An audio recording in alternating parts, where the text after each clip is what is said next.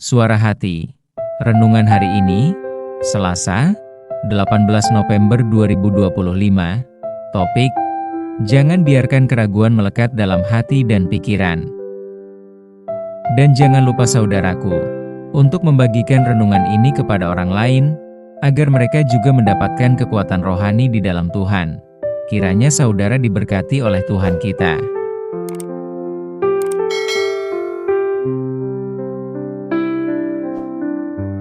Nas renungan kita hari ini, Yakobus 1 ayat 5 dan 6.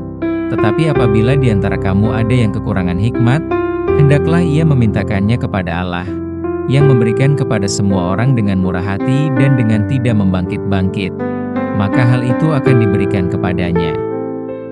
Hendaklah ia memintanya dalam iman, dan sama sekali jangan bimbang, sebab orang yang bimbang sama dengan gelombang laut, yang diombang-ambingkan kian kemari oleh angin. Saudaraku, mungkin di antara kita pernah mengalami sesuatu keraguan di dalam dirinya ketika menghadapi suatu peristiwa. Seperti keraguan ketika sedang dipanggil, atau keraguan ketika dihunjuk untuk melakukan pelayanan yang belum pernah dilakukan. Seperti zaman sekarang ini, sering kita merasa ragu dalam menghadapi masa depan, karena melihat keadaan yang tidak pasti, yang selalu membingungkan keadaan. Misal dalam mencari kenalan untuk dijadikan pasangan, pasti selalu timbul keraguan, dan berkata apakah dia mau dan baik hati. Segudang keraguan bila kita masukkan dalam daftar kehidupan ragu. Perasaan keraguan itu tentu adalah bagian dari pengalaman seseorang yang tidak terbatas. Mengapa demikian? Sebab hidup ini sangat sulit untuk diprediksi. Terkadang apa yang kita gambarkan ternyata agak meleset dari pemikiran kita, dan bahkan berlawanan dengan harapan. Dengan mempertimbangkan pengalaman hidup itulah, keraguan selalu muncul dalam benak kita. Saudaraku, keraguan dalam diri kita dapat melemahkan iman kita, dan ini dapat merusak rohani kita. Untuk itulah, saat kita ragu, kita perlu berhenti sejenak dan memalingkan hati kepada Tuhan dan mulai menatap situasi kita. Pengalaman ini dapat kita pelajari dari Petrus yang berjalan di atas air. Ketika Tuhan Yesus mengundang Petrus untuk berjalan di atas air, lalu Petrus melangkahkan kakinya berjalan di atas air. Namun ketika Petrus merasa ragu atas perjalanannya di atas air, Petrus tenggelam. Jelas keraguan tetap selalu mengganggu pusat hati dan pikiran kita, dan keraguan tidak pernah memberi keuntungan.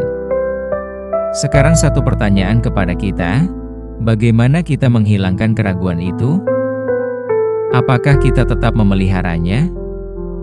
Orang yang hati ini selalu diselimuti keraguan, adalah orang yang tidak memiliki hikmat dari Tuhan. Dalam nas hari ini, Yakobus mengingatkan kita, bila mana kita selalu diselimuti keraguan, maka mintalah hikmat dari Tuhan Allah. Meminta hikmat dari Tuhan dengan tidak bimbang dan penuh keyakinan akan pertolongan Tuhan.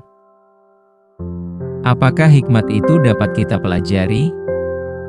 Ya, marilah kita belajar untuk menenangkan diri, berdoa dan menundukkan diri di bawah terang kebenaran Tuhan.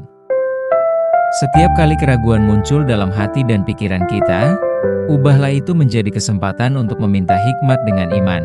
Katakan, Tuhan, tolong aku, beri aku hikmat, beritahu aku apa yang Tuhan ingin ajarkan padaku. Beritahu aku apa yang harus kulakukan dalam situasi ini. Raja Salomo adalah contoh kepada kita. Ketika dirinya menemukan ibu dari seorang bayi yang sedang diperebutkan dua orang ibu. Sementara Salomo tidak mengetahui dengan baik siapa ibu bayi yang sebenarnya. Oleh karena awalnya Salomo sudah meminta kepada Tuhan Allah agar hidupnya diselimuti kebijaksanaan dalam memimpin rakyatnya, maka Tuhan Allah mengaruniakan kepadanya. Akhirnya dengan keras Salomo mengatakan untuk membelah dua bayi yang hidup itu, untuk diberikan kepada kedua ibu itu. Dengan bijak Salomo dapat mengetahui bahwa ibu yang mengasihani itulah ibu bayi itu, tetapi ibu yang mendukung raja agar dibelah dua bayi itu, jelas bukan dia ibu yang sebenarnya. Percayalah kita, dalam hidup ini, Bila kita selalu berkomunikasi kepada Tuhan, kita akan menerima hikmat sebagai jawaban yang membuat hati dan pikiran diselimuti keraguan. Ingatlah selalu, keraguan memang menjadi bagian alami dari perjalanan hidup kita. Tetapi orang percaya tidak boleh memelihara perasaan yang menimbulkan keraguan, apalagi meninggalnya dalam hati kita. Tuhan memberkati kita. Amin. Topik doa kita hari ini, yaitu kepada teman yang suka merasa bimbang untuk mengambil keputusan. Salam sehat saudaraku, Tuhan memberkati kita.